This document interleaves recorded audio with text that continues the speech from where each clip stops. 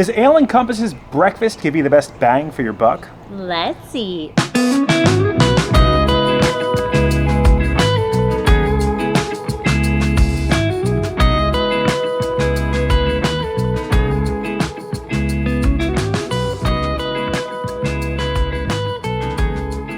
Hello everyone, I'm Jay. And I'm Sam. And you're watching the Theme Park Foodies. We're here for the finale of our 5-part series where we done our top 5 best table service deals here at Walt Disney World to see which we think is the best. In this series, we have highlighted different forms of table service dining, with our first video focusing on Sebastian's Bistro, which is a family-style table service experience all you care to enjoy. Our second video focused on a fast casual table service experience, Beaches and Cream. So far, the most cost-effective of all these. Our third video focused on the aristocratic Turf Club, a horse racing signature table service experience. And our last video, our fourth video, focused on a lounge, Tambu Lounge, which gave us most of Ohana's eats for almost half the price it would cost for us to eat at Ohana. And this video focuses on Ale and Compass. Now, I just want to clarify, these are not the cheapest meals at Walt Disney World. These are what we think the best deals are at Walt Disney World. That means the quality of the service, how much food you can get, the type of food you can get. And I think Ale and Compass has a pretty crazy deal, right, Sam? Yeah, so for $28, you can choose an entree off of their menu and then also get an access to their Continental buffet breakfast. Now, I will say, all these deals, when we have gone back after we've last filmed here, have gone up a little bit since the last time, which is, I just feel like that's just like the way the world is right now. Things getting expensive. But yeah, I think last time we went, I think it might have been $23. I think now it's $28, but still an entree and the buffet. You can also just order a la carte entrees. It's all you care to enjoy. So we wanted to be able to highlight a breakfast here, because breakfast on vacation brings the entire experience together. You have to have breakfast on vacation. And I think $28 when you have an entree, a pretty high-class entree, as well as a full buffet, all you care to eat, it is a pretty solid deal. This is going to be at the Yacht Club Resort. Interesting, I feel like we've been at some pretty high-class deluxe resorts for these. We're at Saratoga Springs, which is considered a deluxe resort. We're at Beach Club for Beaches and Cream. Polynesian. Yeah, and now we're at the Yacht Club. So even if you're or not staying at some of these places, if you have a reservation here, you can park at the Yacht Club. If you're at EPCOT, it's a very quick walking distance. This is considered an EPCOT area resort. If you leave EPCOT, you just kind of follow the lighthouse and you can see it right towards the back. We'll tell you guys how to get here. We're gonna go over the full experience, all the food, and then at the very end, since this is the finale, we're gonna count from 5 to 1 what we think the best deal is, or table service dining deal is, here at the Walt Disney World Resort. Are you ready, Sam? I'm ready. They're actually hiding one of my favorite waffle dishes here. Oh, so let's learn what that is. If you enjoy the content, please like and subscribe. Join us while we see if the breakfast at Ale and Compass is the best deal at Walt Disney World. If you have a reservation for Ale and Compass, you can park right at the front of the Yacht Club. You'll head up. Now, this resort is based off of a turn of the 20th century Yacht Club style hotel. You're not going to see as many pastels as you will at the Beach Club, which is kind of its sister resort. You're going to see more of blues, whites, grays. The front is actually under construction right now, and you will have to cross over a bridge, almost like you're standing on a little island or a beachy area. It does feel very aristocratic, and you can see a old-style automobile passing you on the right or left-hand side as you walk in. As you'll enter the main lobby, you'll see those blue hues, and you'll notice a giant globe at the front. Kids love to play with this globe. You can spin around and see all the different areas of the world. To the right, we'll be checking into the left. Back left corner, you will see the Ale and Compass Lounge. Right past the Ale and Compass Lounge will be the Ale and Compass Restaurant. Now, if you're getting here from EPCOT, you can take boat transportation, or you can walk outside the International Gateway. That's the area entrance or exit into EPCOT from World Showcase. If you exit there, you kind of just keep bearing right and past the Beach Club, and you'll see the lighthouse, which will designate the Yacht Club Resort. There's some beautiful views out there of the Boardwalk Resort. This is, I think, one of the most underrated resort areas. You'll walk straight in, make a right, and see Ale and Compass. All right, let's check in. All right, we have entered and we have been seated. It feels pretty upscale in here. A lot of modern blue hues, some dark blue tones. All right, let's break down the menu for you guys. Right at the top, you will see the Continental Enhancement. And it's an enhancement because, again, like we said, you get one entree, any entree on this menu, and then you get one choice of beverage, coffee, tea, juice, or soft drink. They do have some cocktails if you're interested. And then right below that are the entrees, and they look pretty high scale. We have the American breakfast, which will come with those Mickey-shaped waffles and a choice of bacon or sausage. Then we have the dark chocolate waffles. Sam has to get these every time we come here. They are dark and delicious. And we have chicken and waffles, shrimp and white cheddar grits. White cheddar makes it sound a little bit more classy. And of course, some sirloin steak and eggs with a poached egg. I do think they can change the egg type for you, though. Then we have a cheddar burger, which comes with a sunny side up egg. I'm kind of looking at this time. I usually always get the crab cake Benedict, which is kind of what they're known for. They also have a seasonal French toast, a protein bowl, which is their vegan option. Then we have a smoked salmon flatbread and a New England breakfast quiche. This sounds amazing. It's between these two, I feel like, for me. In the back, you can see their drinks. We have some pomegranate lemonades and obviously some standard juices. And they have some very interesting coffees. We always like getting this kind of press pot coffee, but I think we're going to refrain from it to keep the price down. And we have a standard Joffrey's cold brew and some standard other drinks. Lots of tea here, and then here are your standard beverages right here at the bottom. All right, so we added the Continental Enhancement. Let's go over what's included. We have Greek yogurt, we have strawberry yogurt, we have some overnight oats right over there, and they have some honey that you can put right in there. Winnie the Pooh would be very happy. We have some blueberries, some granola with nuts, some chocolate chips. These are things I've never seen before. Sam are getting their deviled eggs. I don't think they had these last time. Looks like they have some apples, and Sam is picking up right now their cheddar biscuits. These look very good, and they have some sausage gravy with them as well. Now Sam is going for those cinnamon rolls. It's got no icing on it. You got to get an icing one. So skimped you out on the icing on that one. We have some mini croissants, grape jelly, butter, strawberry jelly for your bread. Right over here they have an apple turnover, citrus loaf, and Sam is getting their seasonal Danish, which looks to me to be blueberry, I think. And we have some chocolate chip muffins and different assorted fruits. You can see some grape, some watermelon, some pineapple, and some strawberries right there in the back. All right, so Sam got her little mix-ins here. You can see she got some deviled eggs, the seasonal scone, which looks to be blueberry. Then we got the cinnamon roll and the cheddar biscuit with or sausage gravy. We are dining towards the end of breakfast, so it is almost 11 o'clock, so I feel like it did look a little skimpy up there, but hopefully they'll replenish so that you could get some eggs. Yeah, I gotta get some eggs. All right, what do you want to try first? Okay, so really the only protein were the eggs and I guess the bits of sausage that are in the gravy. I'm gonna do they're little eggs. There's nothing special about the deviled egg, but I'm happy that it's an option because I don't remember that being there last time. I'm just gonna go 6 for the egg. I'm gonna move on to this cheddar biscuit. This, I think, is one of the more popular options on the buffet line. It is a little dry, but it's still a good biscuit. But the gravy, the sausage gravy, elevates it. It's super savory. I'm gonna go 7. Number 8. Yeah, I remember liking that a lot last time. All right, cinnamon roll. I don't think anything on the buffet is like exceptional, but I do think it's like a step up from like a standard, like a continental breakfast at like a value hotel or something, like a Holiday Inn. It's like a step up above those things. They're not like in-house made pastries, but I think the biscuits though are made in-house. But I think the pastries are pretty standard. I'm gonna go 7 for the cinnamon roll. All right, so that is the seasonal pastry. Danish. So how's the pastry? This Danish changes out the flavor. I believe this one's blueberry. This I actually think is probably the best tasting sweet that I've had so far.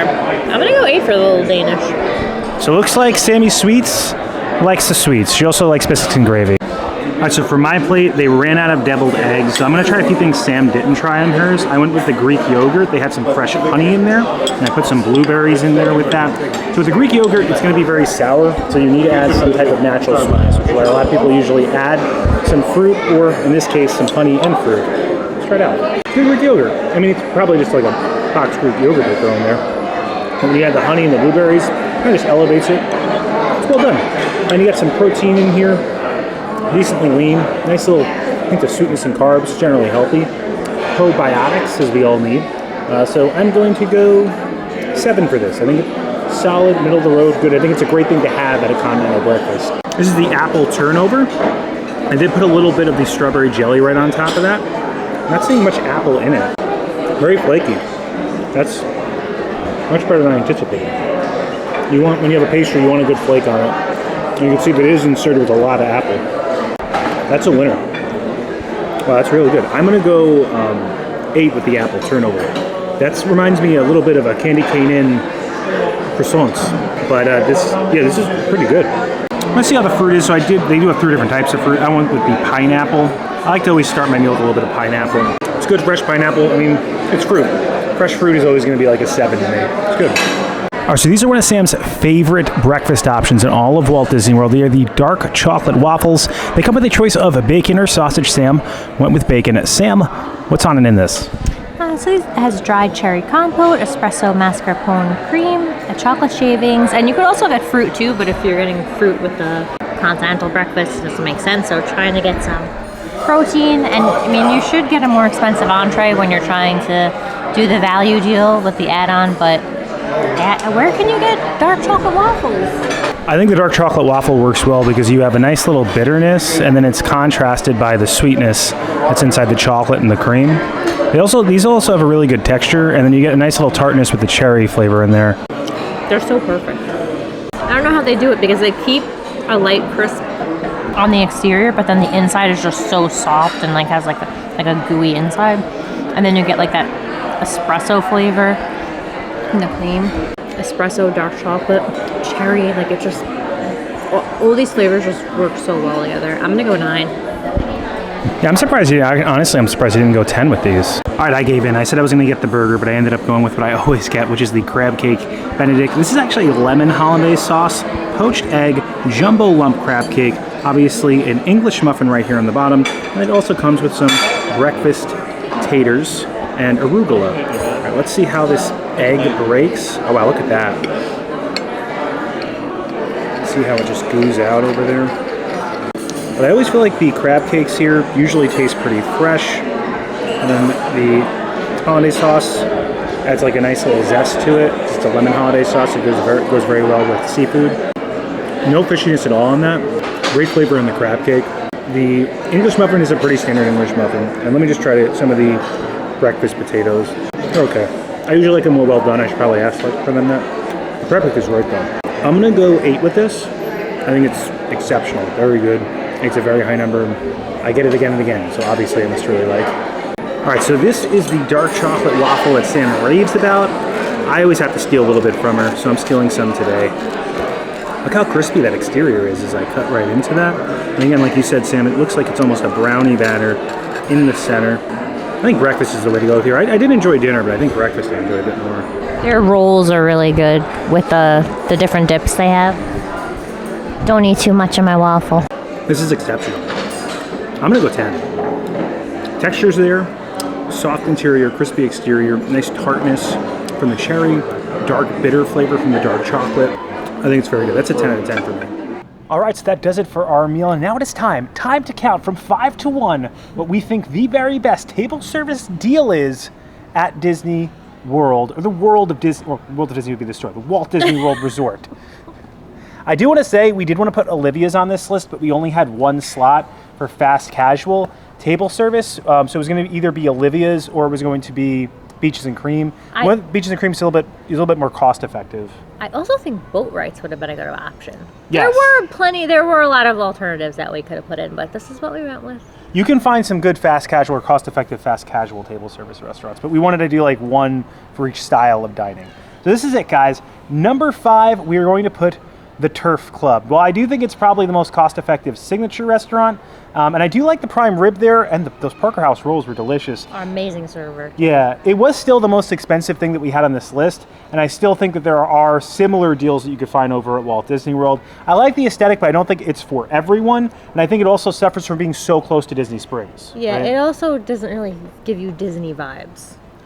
Yeah, I mean, I do like the horse racing theme. I think there is some Disney-esque things in there, but yeah, it does feel kind of... in the restaurant itself. Yeah. The resort does have, Disney vibes. But it is more relaxing over there. Yeah, but I still enjoyed my time there. We still recommend trying that out, but I just think out of everything on this list, that was the weakest option.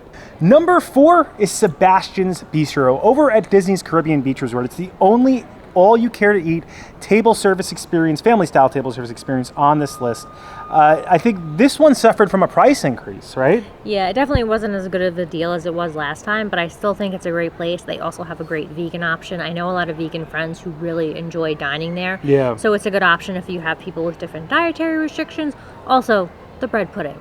That was the only 10 they scored. I think that the appetizers and the bread pudding were the winners. I think that the main entrees, while good, were just pretty standard and basic. So for it moving up to that like $39 a person slot, I think while it is still a good deal, probably the most cost-effective all-you-care-to-eat family service experience, it just doesn't hit as much or as solid of a deal as it used to be. Although I still recommend it. Again, great all-you-care-to-eat. And if you're looking to eat as much as you can, get some solid food, and take in that beautiful Caribbean beach atmosphere, it's definitely a spot to be. Coming in at number 3 was the most cost-effective dinner on this entire series. It cost the least to dine here for dinner than anything else on this list. It is Beaches and Cream Soda Shop. I think it was like $58. You get a giant, this is where I really think you get starting to get the good deals, giant amount of ice cream, that unique Disney experience. What I think the reason Beaches and Cream is not 1 or 2 is because they refurbished the interior, which took away from some of the atmosphere. It's too modern inside, in my opinion. Although the cast members are incredible, the light goes off, you get so much ice cream, delicious comfort food. It really is like a fun, uniquely Disney experience, right? It was very filling though, and it is a very chaotic restaurant, so Yes. just keep that in mind if that's not your thing. You lose a bit of atmosphere in there, and I think the atmosphere was made up for in the old design, which had a bit more going on. Now it's just very modern and again still very loud, although still an amazing experience. We got to get the kitchen sink one day, and the No Jose was amazing, right? We're gonna do it one day. We will get the kitchen sink. Every spot on this list, there was at least one thing got a 10 at it. So yeah, and that place was really good. Coming in at number 2 is where we just ate. It's the video you just saw. It is the Ale and Compass restaurant for breakfast. This cost the least out of any place that we ate. But generally, breakfast does cost less than dinner meals, and this was the only breakfast. Yes. So it was $53. I think that the thing is, it's all you care to eat if you get the Continental upgrade, and all of the entrees feel elevated, as well as that Continental breakfast feels elevated too. You have those little deviled eggs. You have all those different pastries. The biscuits and gravy are the best thing on the Continental side. Yeah. No, agree. You get the waffles. Also, that. I was wrong. They're 10. Yeah. I don't know why I said 9. Don't listen to anything I say. I don't know what I'm talking about. But you have the waffle, which is a 10. Amazing. You have a crab cake Benedict, which was incredible. Again, elevated because you're using fish in there. Also, we had like many cups of coffee included with the Continental breakfast. Yeah, and if you like juice, you can get juice as well. So it was just gave us to-go cups with our coffee. Yeah, the most bang for your buck. It is a little bit modern in there, but I mean, I'm fine with it. I just think this resort itself feels very upscale. You're at a pretty upscale resort and an upscale experience. You're very close to the parks, and the service was incredible as well. Kenny was amazing. Yes. Every time we've come here, we've had good service. Yeah, our waiter Kenny was like incredible. If you can ask for him, ask for him here. Kenny from Texas, he was great. And here it is, our best Disney dining deal. This is our opinion. This is exclusively Sam and Jay's opinion. So it may differ. It's based off of what we prefer, but it is the Tambu Lounge and ordering everything from Ohana at the Tambu Lounge. It was $75. It would usually cost us over $130 to each eat at Ohana itself. You get all of the best things from Ohana. They scored 3 10s throughout that experience. And while you're sitting there, while you're dining there, you get a Cinderella castle view. You could sit there, you could watch the fireworks. I mean, it's a lounge, but Bread pudding. It feels like and the service there is amazing. It feels like a table service experience. Now, it wasn't the cheapest option on this list for sure. I think it came in at number 3 as far as like how much we spent at different places. Oh no, I was gonna say we had leftovers. I was gonna say it was the only place we had leftovers, but we had leftovers at Turf Club too. Yeah, so I think that it's in the middle of the road there, but I think what it brings to the table is my favorite Disney resort, the Polynesian, one of Disney's best resorts, the views from that lounge. So you have to take into account the quality of the food, the experience when you're dining there, and I think that Tambu just brings all that together, right? Yeah, and his name is escaping me, but the server that's there, like he's there every time we go there. He runs everything. Like he will take care of every single table, and it's popping in there. It's so busy, and he just is so personable, and like the service is so good. Yeah, no, I agree. The service is incredible there. The experience is incredible. The views, the food, the atmosphere, To us, Tambu Lounge is the best, but I recommend every place that we ate here on this list. If there is a deal that we did not show, let us know in the comments below. I'm thinking about maybe just adding some fast casual options, maybe not onto this list, but see if they can knock some things off. Definitely want to go down at Olivia's again. I'd like to go have dinner over at Ale and Compass, because I haven't had dinner here in a while. So there's more for us to show, more for us to be had, but we wanted to be able to give you a good overview of different table service experiences and dining, and I hope you guys enjoyed what you saw. And if you enjoy the content, please like and subscribe. Liking will really help our channel grow. It pushes this video out into the stratosphere of the YouTube algorithm, helps other people find the video. Subscribing, it also helps our channel grow. Hit the bell notification so that way you're notified every time when videos come out, which is when, Sam? Every Monday and Thursday at 12 p.m. Thanks so much for watching. Don't count the days. Make the days count. We will see you next time. That's all, folks. Another huge benefit of dining here are these views you have of the boardwalk. Boardwalk is our #1 bucket list resort right now. So hopefully we can stay there. I feel like if you stay there, you got to stay with the view of the boardwalk, right? Yeah, for sure. I think that as far as everything we ate today, the dark chocolate chip waffles are definitely our go-to. They're so good. Really. And I think as far as the continental breakfast goes, for me, the biscuits and gravy, those cheddar biscuits with the sausage gravy, so good. And then also I really like that apple turnover. It was very flaky and delicious. I liked the seasonal Danish the best. The cinnamon roll was good too. The cinnamon roll is better than I remembered it being. Yeah, I feel like everything today was pretty elevated. Can't go wrong, I feel like, with anything on this list. And the people you see scrolling up on the screen right now, those are our members. I want to give a special thank you to them and their generosity for helping us fund this channel. If you have any interest in a membership, we have tiers as low as $1.99 a month with differing perks like early access to videos and credits credentials like you're seeing right now. If you have any interest in a membership, check out the join button below. You can learn about all those different tiers and perks. But even if you can't become a member, if you're someone who consistently likes, comments, subscribes, engages with these videos in any way, we greatly appreciate you because your engagement, it helps us make more of them. And we feel very privileged to be here and be able to make them. And as always, keep it going for Frank.